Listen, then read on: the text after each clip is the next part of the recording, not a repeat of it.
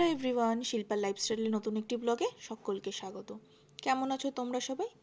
আজকে তোমাদের সাথে শেয়ার করে নেব একদম নতুন একটা রেসিপি। সেটা হচ্ছে মহারাষ্ট্রিয়ান রেসিপি বলতে পারো এটা। অ্যাকচুয়ালি এটা মহারাষ্ট্রিয়ান রেসিপি। সেটা হচ্ছে চিকেন থেচা, আর এখানে বানিয়ে নিয়েছি সাথে হার্ব রাইস।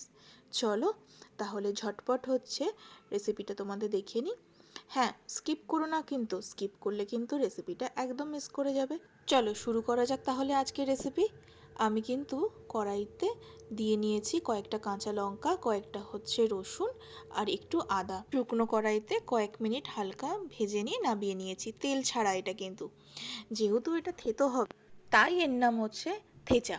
কড়াইতে দিয়ে নিয়েছি হচ্ছে খানিকটা সর্ষের তেল, তোমরা চাইলে সাদা তেল দিতে পারো। দিয়ে নিয়েছি হচ্ছে কয়েকটা এলাচ, লবঙ্গ আর একটু সাদা জিরে ফোড়ন দিয়ে তার মধ্যে দিয়ে দিলাম পেঁয়াজ।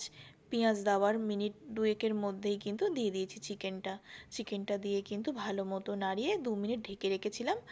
একটু জল বেরিয়ে আসার পরে ওই আগে থেকে থেতো করে রাখা মশলাটা দিয়ে দিয়েছি।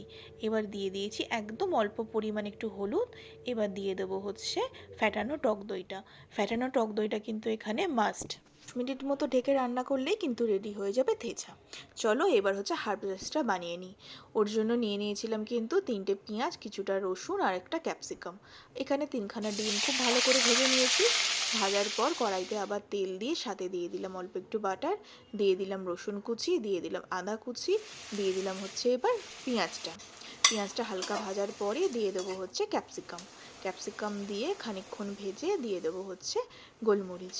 খুব ভালো করে ভাজা হয়ে গেলে এবার হচ্ছে আগে থেকে সেদ্ধ করে রাখা রাইসটা দিয়ে ভীষণ ভালো করে নাড়িয়ে খানিকক্ষণ যখন দেখবো হয়ে গেছে তখন দিয়ে দেবো ডিম আর হচ্ছে অরিগ্যানো, চিলি ফ্লেক্স।